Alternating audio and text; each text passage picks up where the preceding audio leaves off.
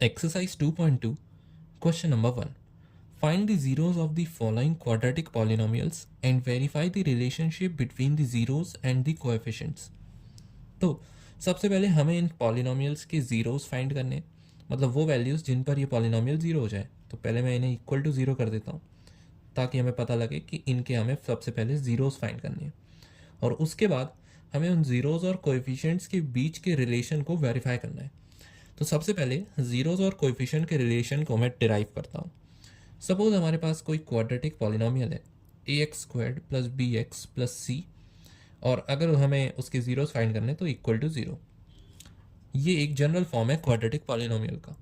अब अगर मैं दोनों तरफ a से डिवाइड कर दूं तो मेरे पास बचेगा x² plus b by a x plus c by a is equals to zero.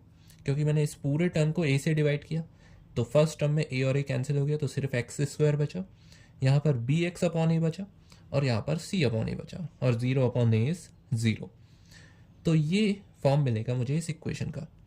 अब अगर मेरे पास इस इक्वेशन के ज़ीरोज़ भी हैं ऑलरेडी, मान लेते हैं इस इक्वेशन के ज़ीरोज़ हैं अल्फ़ा और बीटा।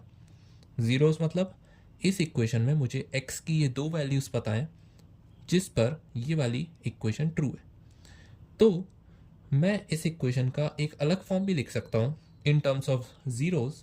वो होगा x minus alpha multiplied by x minus beta is equals to zero. क्योंकि ये इक्वेशन इस तरीके से कुछ कह रही है कि अगर मैं x की वैल्यू को अल्फ़ा रखूं तो अल्फ़ा माइनस अल्फ़ा ये पूरा टर्म ज़ीरो हो जाएगा, तो zero into something is zero, तो ये ट्रू हो जाएगा। और अगर मैं x की वैल्यू को बीटा रखूं तो ये पूरा टर्म ज़ीरो हो जाएगा, और ज़ीरो इंटू समथिंग में ये पूरी इक्वेशन ट्रू हो जाएगी। इसका मतलब अल्फ़ा और बीटा इस इक्वेशन के भी रूट्स है, मतलब ज़ीरोज़ है। तो ये और ये दोनों सेम इक्वेशन हुई, क्योंकि ये सेम ही इक्वेशन के ज़ीरोज़ हैं और ये सेम ही इक्वेशन के कोएफिशिएंट्स हैं। तो अगर मैं इन दोनों को इक्वेट कर दूँ तो ये मेरे पास बचेगा x² plus b by a x plus c by a is equals to x minus alpha multiplied by x minus beta. अब मैं दोनों तरफ के कोएफिशिएंट्स, मतलब दोनों तरफ के वेरिएबल्स को कंपेयर करूँगा और उनके कोएफिशिएंट्स को इक्वेट कर दूंगा। तो अगर मैं इसे एक्सपेंड करूं तो ये होगा x² minus beta x minus alpha x plus alpha beta. First term को मैंने इस पूरे से मल्टीप्लाई किया तो x² हुआ, then x into beta is beta x और माइनस का साइन, फिर माइनस में अल्फ़ा को x से मल्टीप्लाई किया तो माइनस अल्फ़ा एक्स, और अल्फ़ा को बीटा से मल्टीप्लाई किया तो alpha beta, and minus minus is plus. This is equal to x² plus b by a x plus c by a. अब x² और x² के कोएफिशिएंट है 1 और 1, ये दोनों इक्वल है।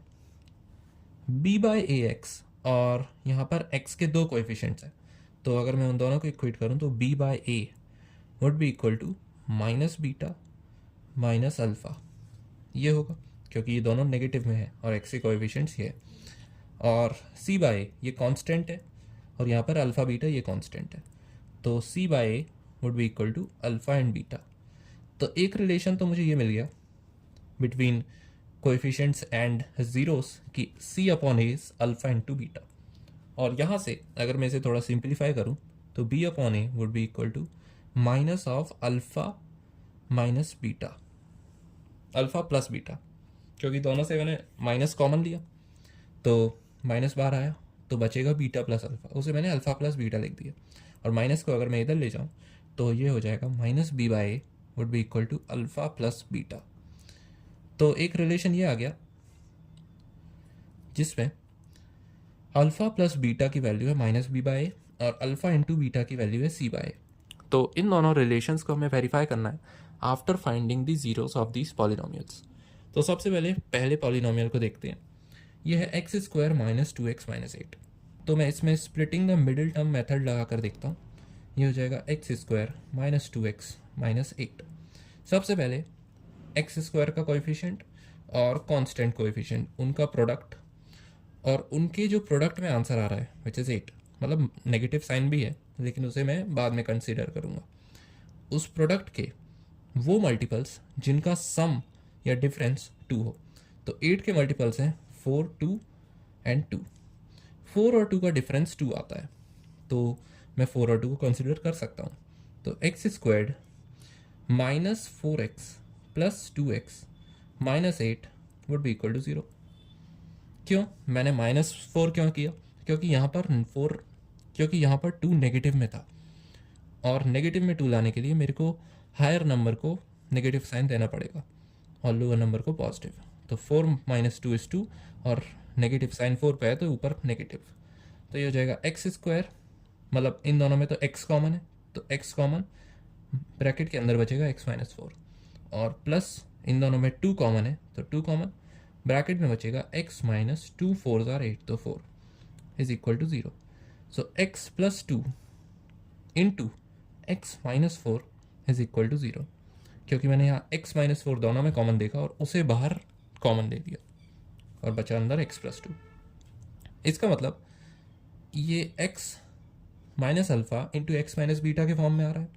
तो अगर मैं इसे x माइनस अल्फ़ा से कंपेयर करूँ और यहाँ पे मैं लिखूँ x + 2, तो अल्फ़ा की वैल्यू आ जाएगी माइनस अल्फ़ा की वैल्यू आएगी 2, इसका मतलब अल्फ़ा की वैल्यू आएगी -2। तो पहला रूट हो गया -2, और अगर मैं दूसरे को x माइनस बीटा से कंपेयर करूँ विच इज़ x - 4, तो बीटा की वैल्यू आ जाएगी 4। देयरफॉर हमारी इस इक्वेशन के 2 रूट्स हैं, alpha and beta, which is -2 and 4।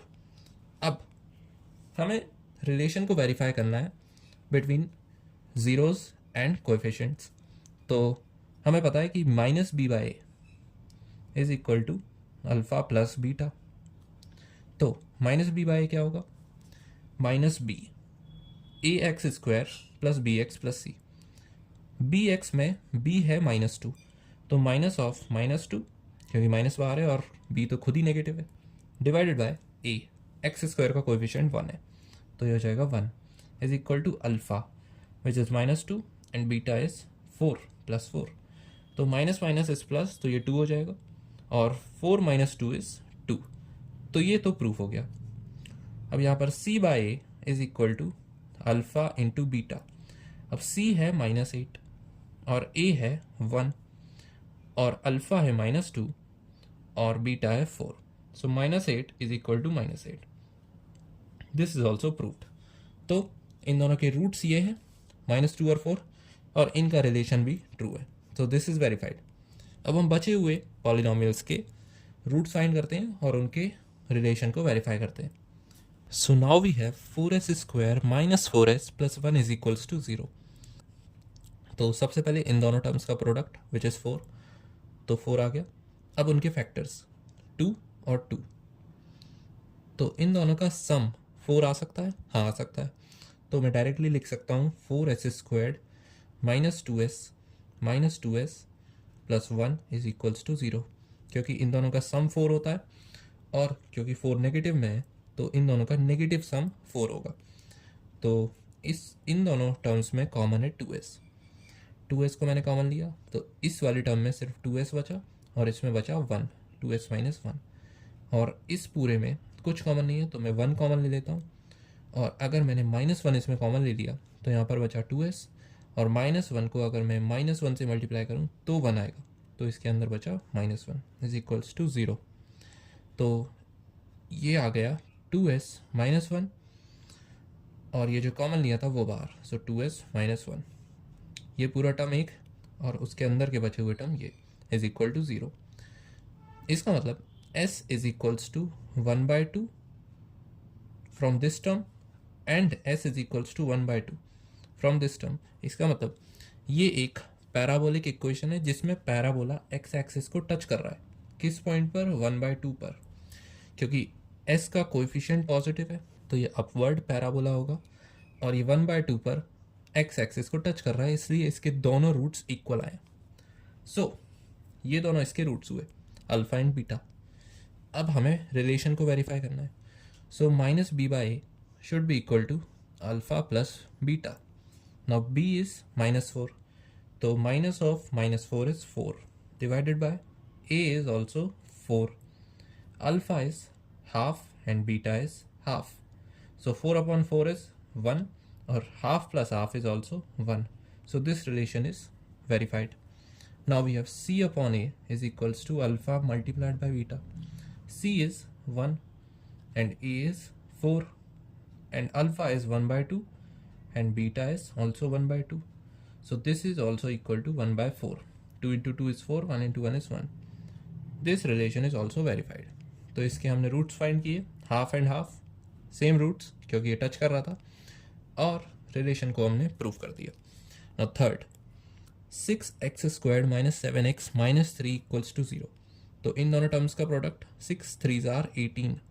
अब इसके factors 3 6s are, 3 2s are and 2 1s are. अब इन फैक्टर्स का कुछ ऐसा कॉम्बिनेशन जिसका एडिशन या सब्ट्रैक्शन 7 के बराबर आ जाए.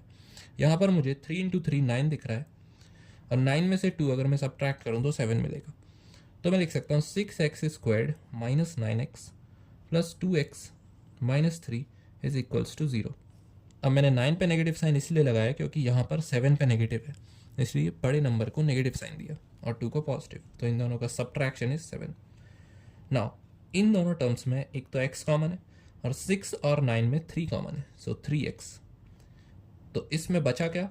अगर 6 में से मैं 3 का उसका फैक्टर ले लूँ तो इसमें 2 बचा, और x में से x ले लूँ तो x बचा, x स्क्वायर में से x लेके x बचा, और यहाँ पर 3x था, 3x इंटू 3, सो 2x माइनस 3 बचा. और प्लस इसमें मैंने 1 कॉमन ले लिया क्योंकि कुछ कॉमन नहीं था, इसमें भी 2x माइनस 3 बचा इज इक्वल्स टू 0.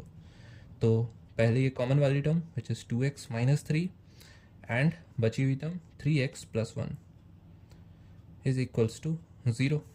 इसका मतलब x की value from this term would be 3/2 and from this term x की वैल्यू हो जाएगी -1/3. So alpha and beta are 3/2 and -1/3. अब रिलेशन वेरीफाई करना है तो -b/a should be equal to alpha plus beta. -b, b is -7, so minus minus plus 7/a is 6. अब alpha plus beta, alpha is 3/2 and beta is -1/3. इसे अगर मैं solve करूँ LCM लेकर तो 2 और 3 का एलसीएम आ जाएगा 6. नाउ 2 3s are 6, तो ऊपर भी 3 से मल्टीप्लाई होगा which is 9, and 3 2s are 6, तो ऊपर 2 से मल्टीप्लाई होगा which is 2, so it's 7/6. These two are equal, hence verified. अब c बाय देखें is equal to alpha into beta. C is -3, A is 6, alpha is 3/2 and beta is -1/3. 3 into 3 is cancelled out और 3 1s are 3 2s are. -half is equals to -half. तो ये relation भी true है. इन दोनों relation को हमने verify कर लिया और इनके रूट्स हैं दिस एंड दिस, और इसके रूट्स थे half and half. Now we have fourth, 4u squared plus 8u equals to 0. अब इसमें कांस्टेंट टर्म नहीं है तो हमारे को एक एडवांटेज है कि दोनों टर्म्स में u कॉमन दिख रहा है और 4 भी कॉमन है, तो मैं डायरेक्टली 4u को इस पूरे टर्म से कॉमन ले लेता हूँ. तो अंदर बचेगा u, क्योंकि इसमें तो 4u ले लिया, एक ही u बचा, और यहाँ पर 4u ले लिया था तो बचा 2, क्योंकि 2 into 4u is 8u is equal to 0. तो directly we can say either u is equal to 0 और u इज इक्वल टू -2. इन दोनों टर्म्स को मैंने 0 से इक्वेट करके इन दोनों को फाइंड किया. This is alpha, this is beta. अब -b/a should be alpha plus beta -b. b is 8, तो -8/a is 4, alpha is 0 and beta is -2. तो 4 and 8, ये 2 बचा, तो -2 वुड बी इक्वल टू -2. ये वेरीफाई हो गया. ये है इसके रूट्स और पहला रिलेशन हमने वेरीफाई कर लिया. अब c/a should be equal to alpha into beta. c is 0, यहाँ पर कोई भी कांस्टेंट टर्म नहीं है तो 0/a, ये तो पूरा 0 ही आ जाएगा, और अल्फा इंटू बीटा, इसमें भी अल्फा 0 है तो 0 into something is 0. This is also verified. Now fifth, t squared -15 equals to 0. अब यहाँ पर मिडिल टर्म नहीं है तो मैं डायरेक्टली एक फार्मूला सोच सकता हूँ which is a squared minus b squared equals to 0. तो यहाँ पर 15 तो कोई परफेक्ट स्क्वायर नहीं है, परफेक्ट स्क्वायर इसके एक आगे 16 हो सकता था, तो मैं 15 को डायरेक्टली मान लेता हूँ. 15 is nothing but √15 multiplied bye √15.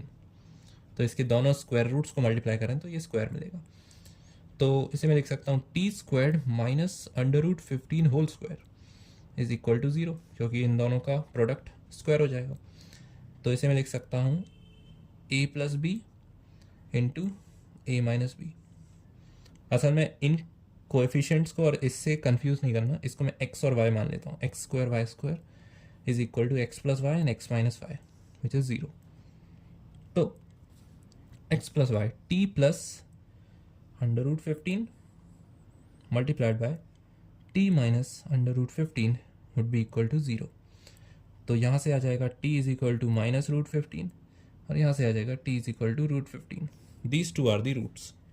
अब इन दोनों रूट्स का वेरिफिकेशन करना है, तो ये होगा रिलेशन से minus b by a should be alpha plus beta. अब अल्फ़ा बीटा बिल्कुल ही अपोजिट है, ये नेगेटिव है और ये पॉजिटिव है, लेकिन मैग्नीट्यूड सेम है, तो अल्फ़ा प्लस बीटा तो ज़ीरो ही आ जाएगा।